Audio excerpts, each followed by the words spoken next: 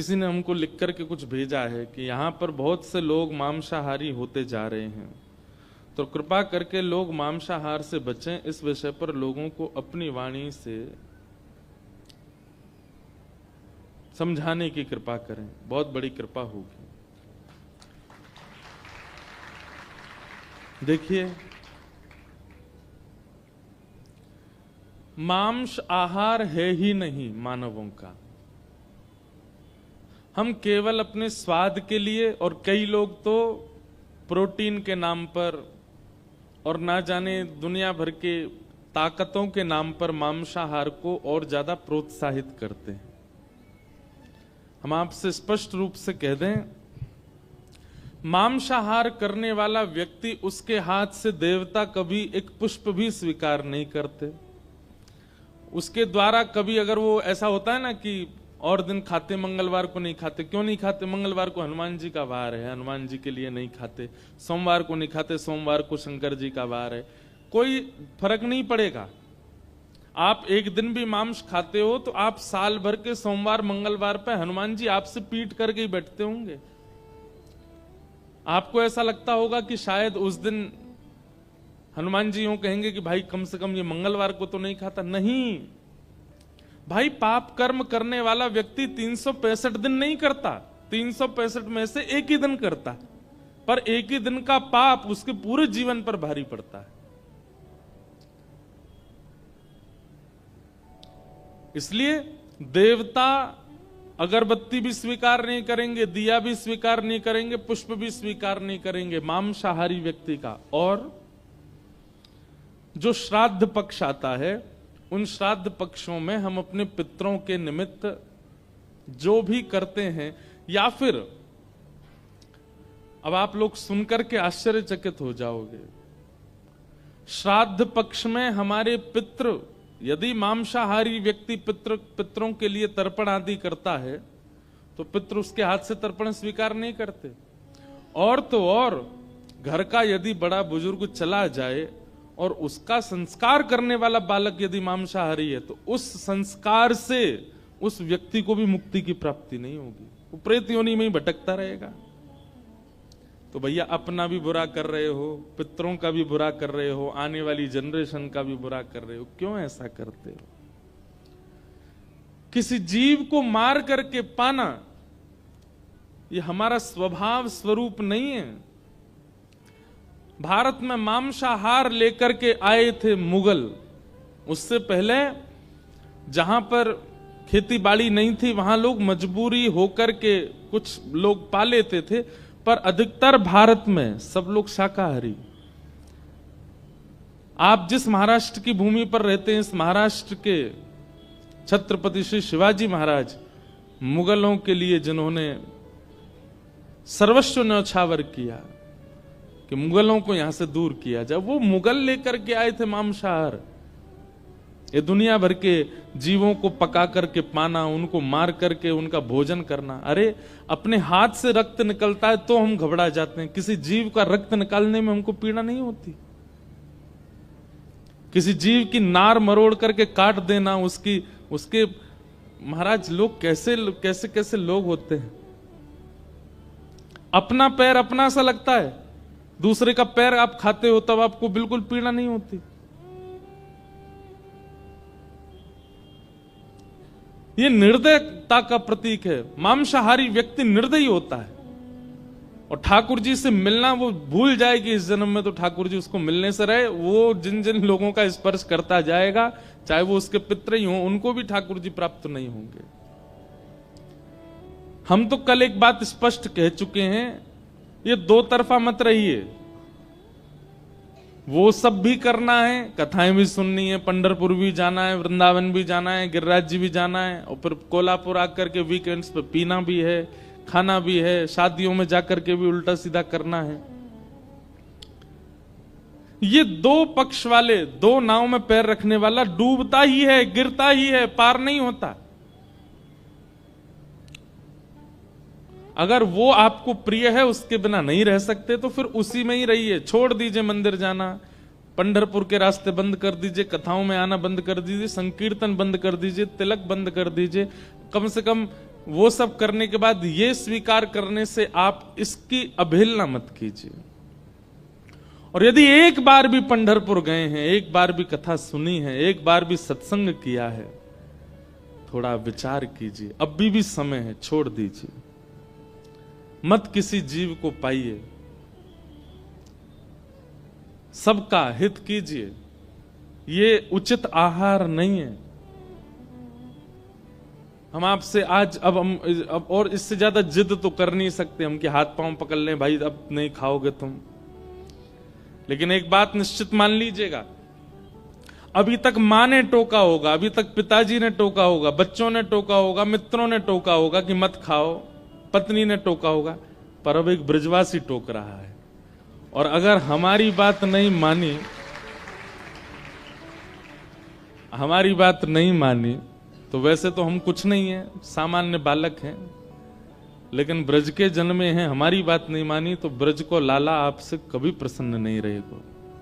इसलिए यहां से बाहर लोग जो हैं वो तो फ्री हैं, पर यहां जो सभा में बैठे हैं और जो लोग आ रहे हैं धीरे धीरे भी, जिन्होंने सुनी नहीं है ये बात, वो भी अगर सेवन करते हैं और नहीं छोड़ेंगे तो इसका परिणाम उचित नहीं होगा।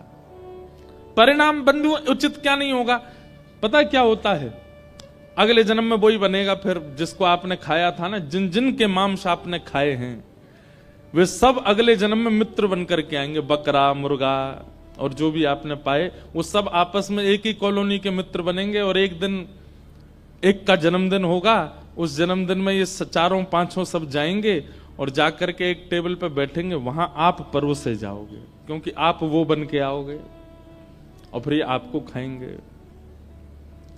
अब हमको इससे ज्यादा कुछ कहना नहीं है, नहीं तो भक्त चरित्र चल रहा है, क्यों हम खीर में नमक डालने का काम करें। पर किसी ने निवेदन किया है तो इसका मतलब पीड़ा ज्यादा है।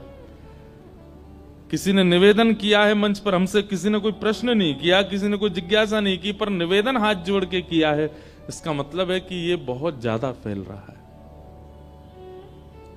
एक बात हमारी मान लीजिएगा, आप अपनी सारी इंद्रियों को भले ही बेकाबू होने दीजिए, लेकिन जीव को अपने वश में कर लीजिए।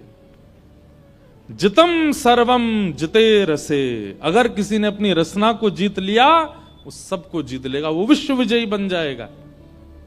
और जिसने रसना को नहीं जीता वो उसकी आंखें भी मटकेंगी, उसके कान भी दूषित सुनने में रुचि रखेंगे, उसके हाथ भी स्पर्श के अधिकारी, स्पर्श की खोज में रहेंगे।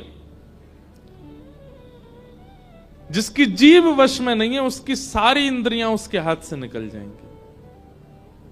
इसलिए इस जीव से एक बार विट्ठल कहा है, इस जीव से एक बार राम कृष्ण हरि कहा है। चलो विट्ठल कह दिया, राम कृष्ण हरि कह दिया, पर इस जीव से एक बार श्री राधा कहा है। अब इस जीव का दायित्व बनता है आपका कि इस जीव पर कुछ भी असद वस्तु ना जाए। नहीं तो नाम लेना जहां पुण्य का कार्य होता है, नाम लेना जहां भक्ति का स्वरूप होता है, आप लोगों का नाम लेना पाप हो जाएगा। आप किशोरी जी का नाम लेते हो और फिर इसी जीव पर कुछ अशुद्ध वस्तु लेते हो। किशोरी जी तो हमारी बड़ी भोली हैं, वो तो कुछ कहेंगे नहीं, पर ठाकुर जी सुदर्शन चक्र भेजेंगे कौ देना। और ठाकुर जी का सुदर्शन चक्र कलयुग में पता कैसे आता है? ऐसा नहीं कि सर धर से अलग कर दिया, वो तो सतयुग त्रेता द्वापर में होता है। कलयुग में तो सुदर्शन चक्र आता है आर्तों के रूप में, पीड़ाओं के रूप में, कष्ट के रूप में, विपत्तियों के रूप में। अच्छा, कई बार ऐसा होता है कि हम पे विपत्ति आए हम सह लेंगे, लेकिन ठाकुर जी ऐसा सुदर्शन चक्र चलाते हैं, आपको विपत्ति नहीं देंगे, जिनसे आप प्रेम करते हो उनको विपत्ति देते हैं, उनको कष्ट देना प्रारंभ करते हैं। क्यों? बोले भाई तुम अपने आचरण को नहीं सुधार पाए। इसलिए हमारी प्रार्थना है आपसे, मांस और वो सफेद सफेद जो गोल गोल आता है वो, और मदिरा, इनका सेवन मत कीजिए। आपको एक बार को, वैसे तो कई लोग हो सकता है मेरी इस बात से नाराज भी हो जाएं, कथा सुनने वाले लाइव में, पर प्याज लहसुन खाने से पाप नहीं लगता।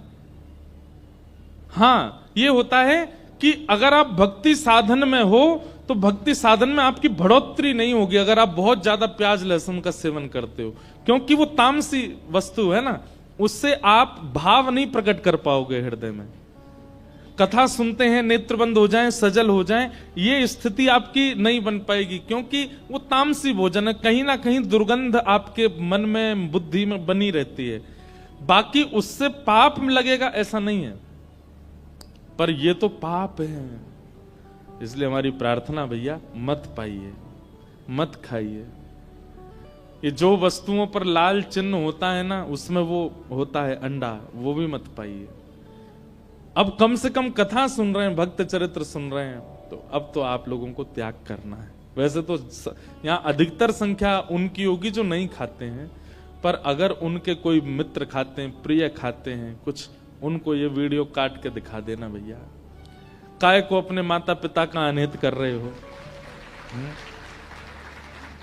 मत पाइए। तो ये बस इतना ही हम जिद कर सकते हैं, और इससे ज्यादा क्या जिद कर दें बताओ। हाथ पाम तो पकड़ेंगे नहीं। बाकी आप सबका जीवन निज है। बंबई आदि शहरों के लोग तो यही कहते हैं, हमारा निज जीवन, माई लाइफ माई रूल्स। आप कौन होते हो इंटरफेयर करने वाले? कोई नहीं है भैया, खाओ, दका दक खाओ, खूब आनंद से खाओ। फिर कई लोग कुतर्की होते हैं, वो बलि प्रथा लेके आ जाएंगे। अरे हमारे धर्म में भी तो बलि होती है, यूं होता है, त्यों होता है, यहाँ पे ये करते हैं, वहां पे ये करते हैं, उन्होंने भी तो खाया था, ये भी तो किया था।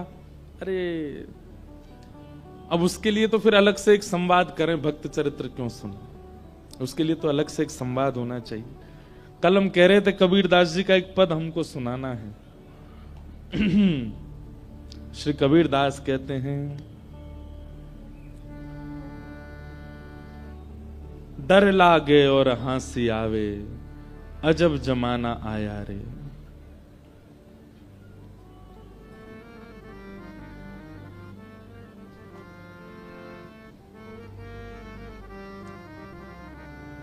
डर लागे और हंसी आवे, अजब जमाना आया रे।